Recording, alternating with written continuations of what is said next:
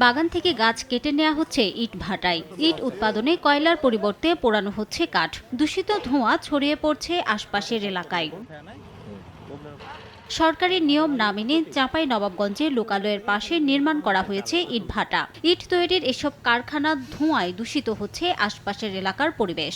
এলাকাবাসী জানায়, ধোঁয়ার কারণে সবচেয়ে বেশি ক্ষতিগ্রস্ত হচ্ছে আম বাগান। মুকুল ঝরে পড়া, পোকার আক্রমণ ও আম পচে যাচ্ছে বাগানগুলোতে। বারবার অভিযোগের পরও ভাটা স্থানান্তর করা হচ্ছে না বলে জানান স্থানীয়রা। আমাদের পুরো মাঠে নানা রকম কৃষিকাজ হতো, তো বর্তমানে ভাটার কারণে কৃষিকাজগুলো কমে যাচ্ছে। আম হয়েছে, ফল ধরেই শুকিয়েছে আস্তে আস্তে, মানে প্রচুর ক্ষতি করছে। ফসলের জমি এখন ধরেন যে সব ভাটা হওয়াতে সব নষ্ট হয়ে গেল। ধোঁয়ার কারণে ছোট হয়ে যায়, ওই জন্য দাম পাওয়া যায় না।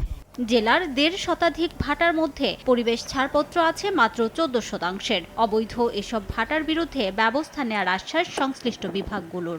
আমরা এই পরিবেশ অধিদপ্তর থেকে আপনার বিভিন্ন অবৈধ ইটভাটাগুলোকে এনফোর্সমেন্ট করেছে, ইতিমধ্যে জরিমানা করা হয়েছে।